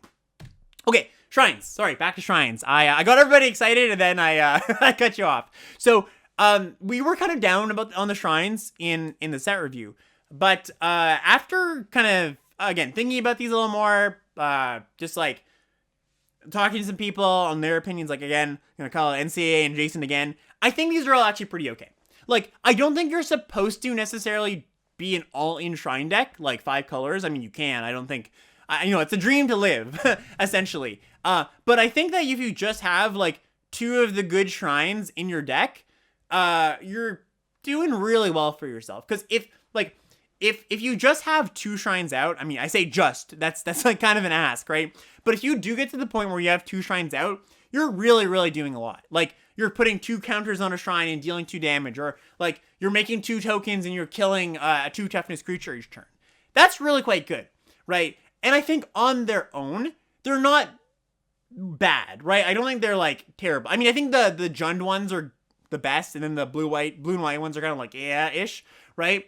But I think you could just put, the Jund ones in your deck and be happy with them baseline on their own, right? And then when you combine them, I think any combination of the 2 is pretty good. Maybe except the blue one. The blue one like mills, and I don't think that's like all that much of a plan, but the blue one's this weird ninjutsu enabler as well, because it's an 0/4 flyer, but that's beside the point. But yeah, I guess my point I want to make here is that you could do this if you were so bold as to want to, and I think the plan of just having 2 shrines in your deck is good, because most of these are like okay cards on their own, and then when you assemble 2 of them, you're off to the races. So those are my thoughts on shrines. Okay, home stretch here, chat. Top commons. The way I do my top commons isn't necessarily a 1, 2, 3. It's just kind of like I think these are good commons in these colors. And kind of ordered, kind of not though. So let's just get into it. White. I see the top 2 commons as Spirited Companion, which is the 2 mana 1/1 enchantment creature. ETBs, draws a card, the good doggy, and the Intercessor's Arrest, 2 and a white for an aura. It's the pacifism removal spell essentially. And I can definitely, I was talking up Imperial Oath, the 6 mana card, right? I think this could be a top common, right? I think this, I would not be surprised essentially if this made its way into the top commons. But I'm gonna put it in the like kind of second tier right now. And then the other one is Moth Rider Patrol, 1 mana 1/1 flyer. This is that warrior I was talking about. That it's a really good thing to put in your samurai deck. It's a flyer, and it 3 and white tap target creature. So gets all your samurai bonuses, and then late game, if it can't get in, it can tap creatures. So yeah, kind of a nice little utility creature. Of course, continuing the trend of 1-drops being good. Oh, by the way, I should mention that I think this set really continues that trend. Like across the board, I think all of the 1-drops at common are good. Maybe there's like one of them in one of the colors I'm like not so hyped about, but the majority of them are really good. I'm pretty happy with them. Some of the better commons in their colors, honestly. Blue, just as I was talking about. Blue, my number 1 is Network Disruptor. This is the 1 mana 1/1 flyer, artifact creature, Moonfolk Rogue. Again, worth noting. When it ETBs, you tap a permanent. Good ninjutsu enabler, good artifact matters enabler, cheap card. Pick it up, with your ninjas, and you can tap something to get your ninjas in again. I don't know, does a lot of good stuff. Is cheap. I'm into it. Moonsnare Specialist. This is the Manowar. 3 in a blue, 4 mana overall, 2/2 human ninja. Ninjutsu, 2 in a blue. When it ETBs, you can return up to 1 target creature to its owner's hand. So yeah, it's just like a, your blue bounce creature. Pretty good. Moon Circuit Hacker. This one's cool. 1 and a blue enchantment creature, human ninja. Ninjutsu, single blue mana. 2 and a, sorry. It is a 2/1. It's not 2 and a white. It is 2 mana, 2/1. Ninjutsu, 1 mana. When it deals damage to a player, you may draw a card. So it's pretty good. Network Disruptor. Ninjutsu this in on turn 2 and then replay your Network Disruptor. That's pretty cool. But of course, it's not that good. It is a little bit of a downside if you do discard a card, unless Moon Circuit Hacker entered the battlefield this turn. So it's basically it draws a card if you Ninjutsu'd it in, and it just loots if you didn't Ninjutsu it in. It's still pretty good though. I still really like this card. And then I want to give a shout out to Tamiyo's Completion, which is a 4 mana flash aura. Basically, like the arrest variant. It's got all the things you would want on your arrest variant. It enchants an artifact, a creature, or a planeswalker. When it enters the battlefield, it taps that permanent. If it's an equipment, you unattach that equipment. The enchanted permanent loses all abilities and it doesn't untap. Like, they've juiced this so much to make us want to try to play these cards. And like, this one is just juiced enough that I think it could make the cut as like not blue's top common. I think it's still a little bit too clunky, but like a blue common, I'm happy to play. We'll see where that lands though. Black. My number 1 is Okiba Reckoner Raid. I think this card is awesome. This is that Black Saga I mentioned before. First 2 chapters, drain your opponent for 1.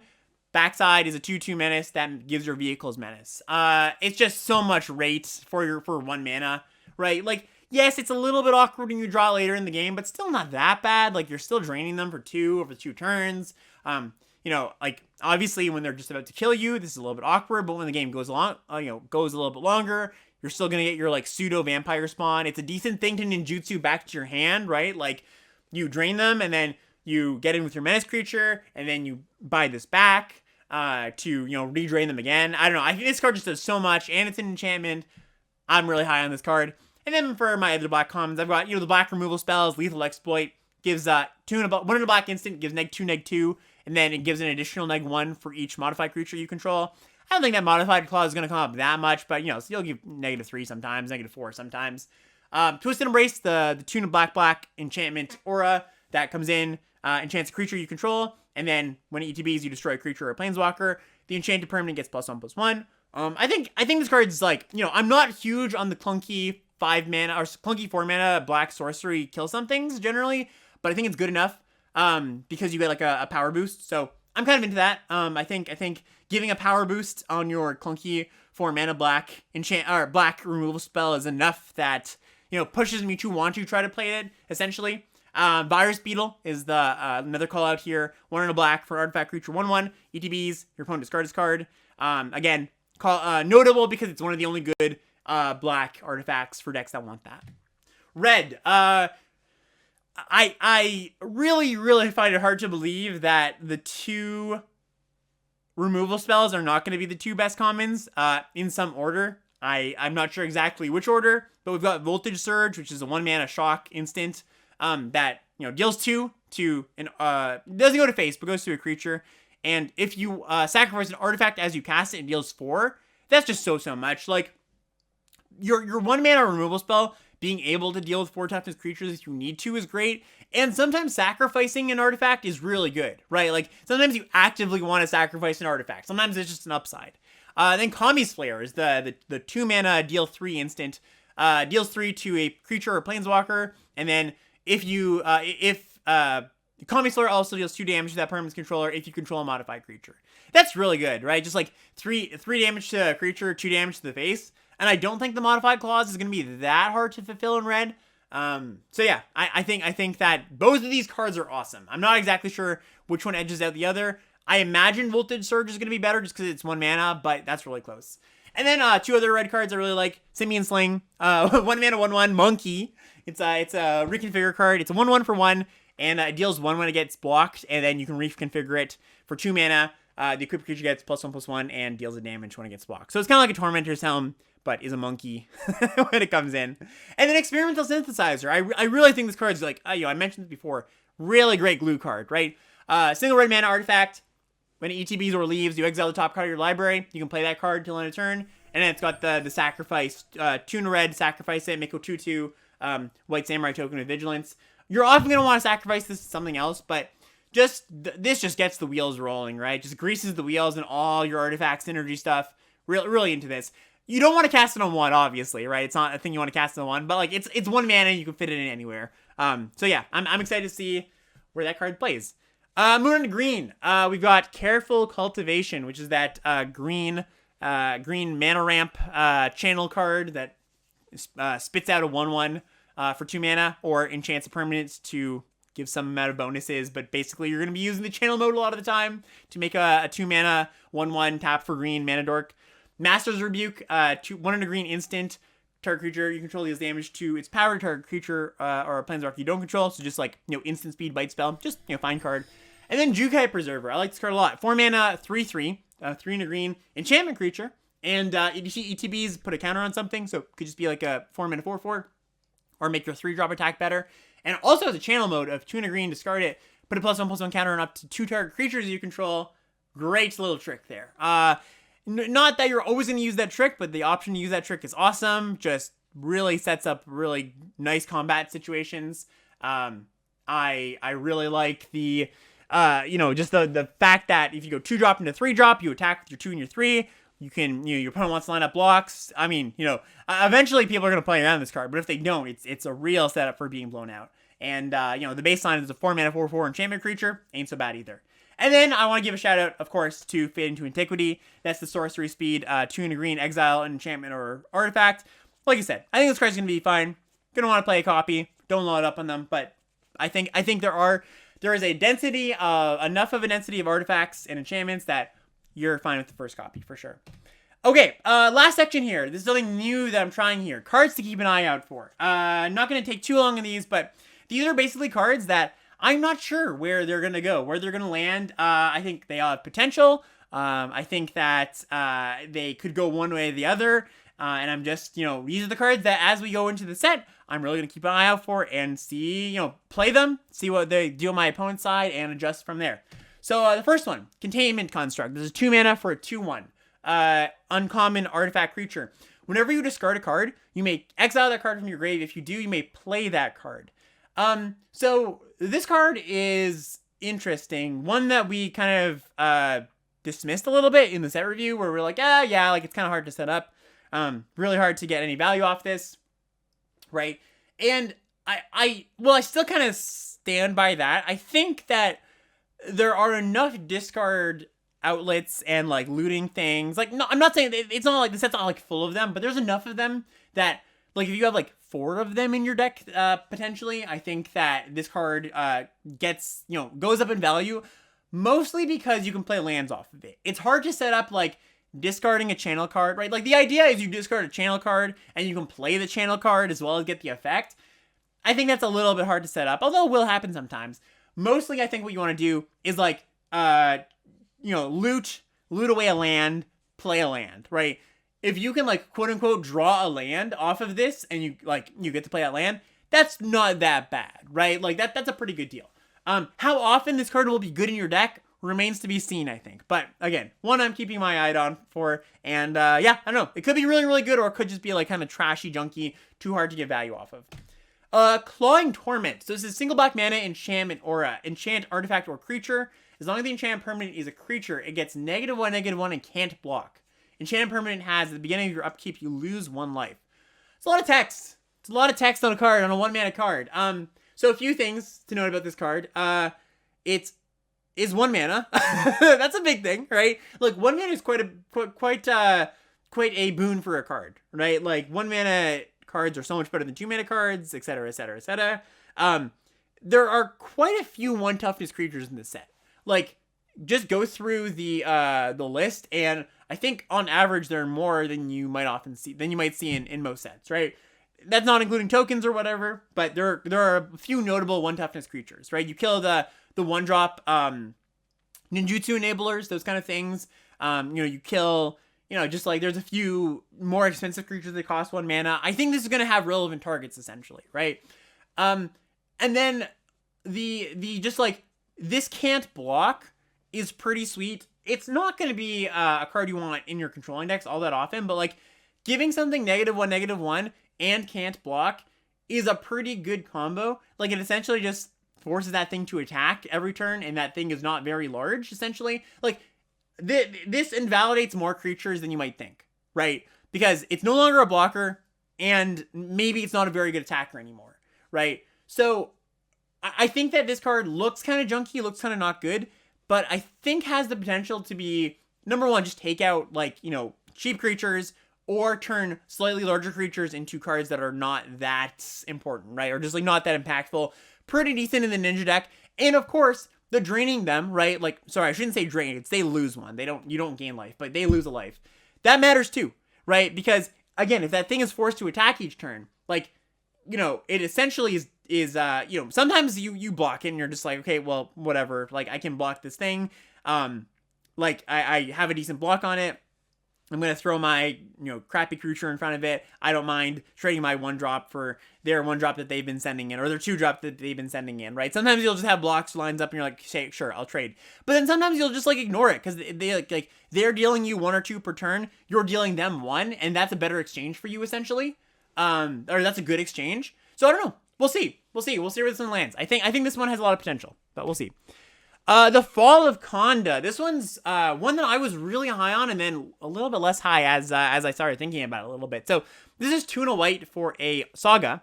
Chapter 1 is the exile target creature and opponent controls with mana value 4 or greater. Chapter 2 is each player gains control of all permanents they control. Backside of it, the third chapter is a defender, 1/3. Then when it dies, you draw a card. So like I was like, okay, you know, 4 mana cost, you know, hit you to cast this card. You essentially have to. Your opponent has to have a 4 mana cost creature, right? Like, that's not trivial, but it's not gonna be impossible. Like, I think a lot of games are gonna have large creatures, right? But then I looked at the numbers of just, like, how many large creatures there are, and there's actually not that many. There's a lot of cheap cards in this set. And I think enough of the decks are just gonna have, like, not that many targets for this card. Like, I think your blue-black deck, not going to have a lot of targets. Red-white deck, not going to have a lot of targets. I think if you go down the line, there's enough decks that have, like, 1 or 2 targets potentially for this card that, not to say it's, you know, it's going to be, like, terrible, but it's going to be more awkward than I think it reads at first glance, right? I'm curious where this falls. I don't think it's bad, per se, but I could see this, like, I started really high on this card. I think I gave this, like, a B or something in the set review, right? I could see this falling to, like, a C, essentially. Just by merit of not a lot of decks have enough targets where you're going to actually be casting this card often enough. So, we'll see. We'll see where this goes. Ambitious and Assault. This is one that I'm kind of into. So this is 2 and a red for an instant. Creatures you control get +2/+0 until end of turn. If you control a modified creature, draw a card. So putting a Trumpet Blast in your deck sometimes randomly wins you the game, right? Just like +2 to all your creatures. There's enough game states where that matters. Your creatures are tramply, or if you have enough small creatures, you're just like, oops, I win, right? Having the buyout of this just cycling and then, like, dealing some damage, or just, like, you know, making something you have win a combat, or I guess trade in a combat. Maybe sometimes you win a combat, you put out a first striker or something, or they, like, line up a 2/3 on your 2/3. And then drawing your card, like, I think this card has pretty interesting blowout potential. So I think where a lot of people are starting this at, like, a D or, like, I don't know, close to an F. I don't know. This card reads to me as really interesting because I don't think the modified clause is going to be that hard to be able to turn on. And, like, essentially cards that have high upside, like this card, get a lot better when you just draw a card as the buyout, right? When you just cycle it as a buyout. Now, it's not just cycle as a buyout. It's not like 1 mana cycling. It's 3 mana cycling, right? Which is a lot more than 1 or 2. But the calculus in there is that sometimes this wins you the game, and sometimes it, like, cycles / deals some damage in cycles, right? So I think where this type of card generally we overlook, I think could be just like a fine one of in all of your red decks, essentially. So, and again, another card I'm keeping my eye on. Mearshell Crab. This is the 5 blue, 5/7, ward 3 crab, artifact creature. Channel, 2 and a blue, discard it, counter target spell or ability unless its controller pays 3. I'm more into this card if you're ramping. If you can cast this on turn 5 or turn 6, I'm pretty into a 5/7 with ward 3. with like a fine secondary mode. I think I gave this like a, we generally give these like giant crustacean creatures or like serpents, like, they're like D's or F's. I think this could get into like the C territory, C plus potentially, just because like ramp is a pretty, like, I guess I'm talking specifically blue green, right? Where you're ramping this out with some consistency. I don't think this is, in that realm of awful sea serpents that we usually see, essentially. So another one to keep your eye out for. And then one of the last ones here, we got Okiba Salvage. This is 5 mana sorcery. Return target creature or vehicle from your graveyard to the battlefield, then put 2 +1/+1 counters on that permanent if you control an artifact or enchantment.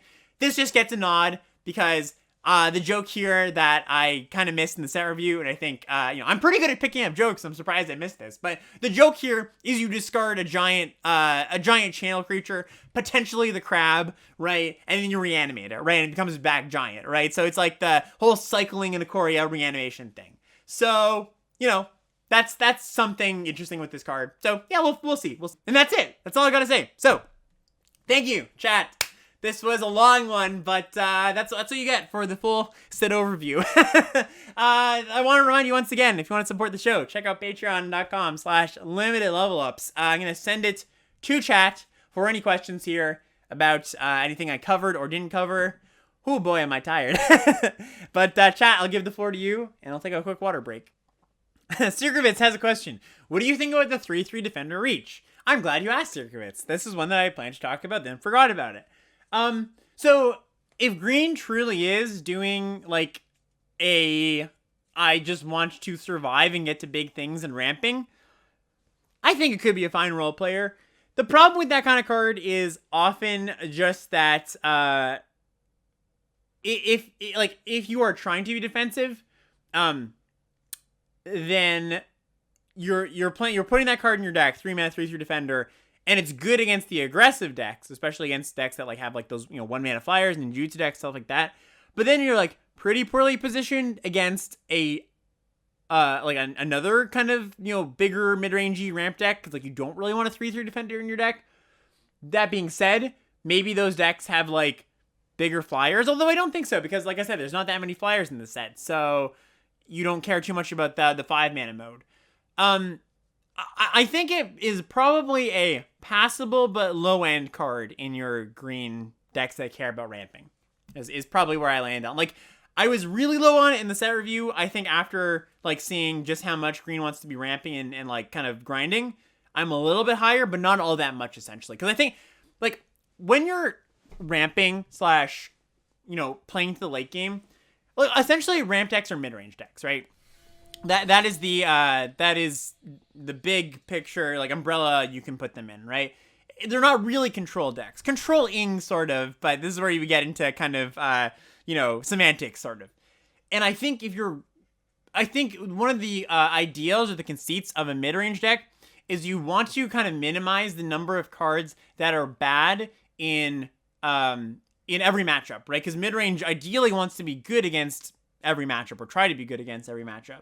So my main problem with that card, with the 3/3 Defender, is that it's just bad against half the matchups you might see, right? Where I think if you're trying to play a good mid-range plan, your cards are ideally good against control and aggression. How low to the ground can red reasonably get? I think pretty low.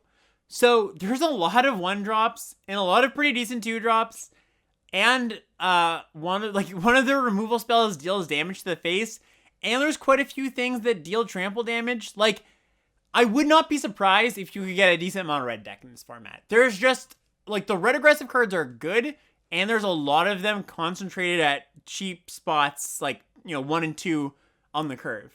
I could see, like, 15 land red happening. I think that's a real thing that we can see. Is the mana cost one of the reasons why the White Shrine is worse than the others? It reads to me as one of the better effects. It is one of the better effects, but I think the fact that... So the other creatures, the other shrines, one of the things I like about them is their body is okay, right? Like, 3 mana 2/2 first strike, 2 mana, like, pseudo 2/2 trample. You have to pay a mana to make it a 2/2 trample, but it keeps growing. 2/2 Death Toucher, like, those are all fine. 1/3 Vigilance just, like, isn't a body, really. It blocks, like, 1-drops and, like, some 2s. But you also have like the concern of like you don't really want to put your shrines in combat all that often, or there's like, you know, some risk. Like it's got the problem of your 4-drop coming down and not blocking, right? So yeah, it's mostly that the main body is worse than the other ones, is what I would say. Do you think there would be enough fixing to chase 5-color rares and shrines? Yeah, I think so. At very least from a like, I don't think it. If you set out to do it, if you set your mind to it, I think you could do it. I don't think it's going to come together every draft, though. Like, I guess what I would say is if you open up a 5-color rare, like the Kamigawa or whatever that saga is, I think that it's not crazy to take that card, but don't expect that you're always going to get there on the card. You know, there's lands. There's multiple lands. There's the 5-color fixture land. There's also the dual lands. There's also green fixing. But, like, if you're going down that path and you realize, it's not happening, like, just make sure you jump ship. But I also think that there are certainly drafts where you're going to be like, oh, cool, I can just cast, 5-color. Any thoughts on the 4/5 power and toughness blue trick? This effect was very playable at MH1. Yeah, so what's this card called? Suit Up, I think. So this is the instant 4/5. It's a 3-mana instant. Target creature or vehicle becomes a 4/5 and you draw a card. Yeah, similar to what I was talking about, that red Trumpet Blast, the +2. I think adding draw a card on that effect really, really changes the like kind of calculus of upside versus like kind of the opportunity cost calculus, right? I think, like you said, the version in MH1, which was much better to be fair, it made 2 things 3/3 flyers, I think, which is just like really, really good for 3 mana. Was good, and I think that this version is, while worse, making her like flyer into a 4/5 or just like winning a combat and drawing a card, like it's essentially a combat trick that draws a card, or like a Lava Axe type card, deal damage to the face, draw a card. I think that's actually a card you're gonna play a copy or 2 in your blue decks to want to attack. Yeah, I'm pretty into Suit Up actually. How's your opinion on the speed of the format change? Seems like you're anticipating slower than you did when you did the full set review. Yeah, certainly a little bit. Like, I still think there's going to be... So the best way I could put it, I think the early turns are going to be tense. You're going to feel a lot of pressure in the early turns to make sure, like, the ninja player doesn't snowball you, right? Or, like, you kill the green-white enchantresses early cards so they don't start going off. But... if you get past that early part of the game, I think games can certainly grind. The other thing that I noticed as I was kind of putting together archetype skeletons and stuff is like blue-black, for example. Like, so I think a blue-black deck that starts with a network disruptor, like a 1-mana 1/1 on 1, those games are going to play out so much differently than the ones that don't, right? Like, I think those games are going to play out super, super fast, the ones that start with it, and the ones that don't are going to be a bit more grindy, get some value, pick up my TB creatures, right? So, yeah, I don't want to make any claims about the speed of the format, and we'll figure out in a few days, but yes, I guess my thoughts going in is it's, going to be closer to the past few years of Limited, where it's just like there's good decks on both ends of the spectrum, rather than everything is like super hyper focused in the first few turns of the game. With the caveat that yes, I think the first few turns of the game are going to be important to make sure you don't get run over / snowball. Jason says, how do you feel about this spectrum? Artifacts / assertiveness to enchantment / defensiveness. And the order of colors is blue, red, black, white, green. So basically, blue and red are very artifact centric and assertive. White and green are very defensive and enchantment based. Black is somewhere in the middle. Yes, I think that's a really good way of putting it, actually. Very, very succinct way of putting that. Yeah, I think blue and red, like I mentioned, I think blue and red can be defensive for sure. But yes, I believe green and white will be more controlling, and the Grixis, the artifact stuff, will be more assertive. So yeah, that's a pretty good way to put it, I think. Would you consider green-red deck a go-wide deck? Not at first blush. I don't think there's like enough. So I guess this question is coming from that +2 effect I was saying that could be good. That draws a card if you control a modified creature. I don't think it's like the kind of card where you like build out a wide board and then Trumpet Blast and like you just get a bunch of unblocked creatures through. I think it's more just like a way to push damage on like an unblocked creature or 2, or on a trampoline creature or something like that, right? There's just not enough things that make tokens in green and red. I don't think. At least maybe I missed some. But yeah, the whole like play a bunch of tokens and then Anthem thing, I don't think really works out very well. Do you worry that ninjas, there's only 4 ninjas at common in blue black? Do you worry there's not enough support?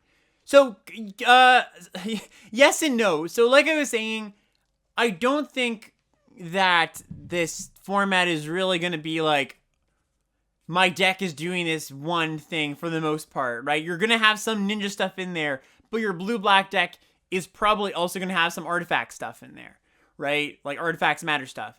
And it's probably going to have a little bit of, if I control an artifact and enchantment stuff going on, right? I don't think your deck needs to be hyper-focused to be a good deck, is the way I would put it. So while, yes, you, in the sense of, will there be enough support for your, like, hyper-focused ninja deck to come together all the time? Probably not. Is that a bad thing? Probably not. Where do the colorless vehicles land in the world? Are they going to be contested if people want to take cheap creatures highly? Ignore them. Which ones matter? Good question.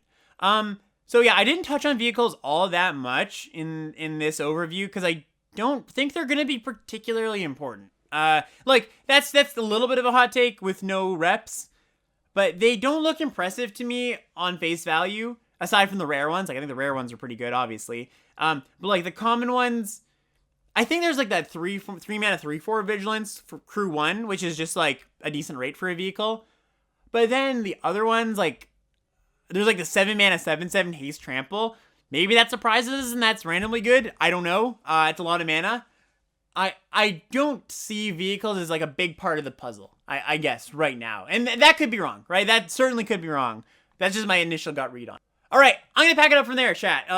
It's been a long episode. Let's see if we can get this to under an hour and 45 minutes in post. But thank you so much for hanging out, everybody. Really appreciate it.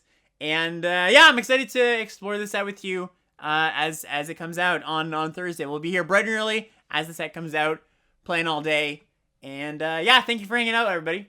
Really appreciate it.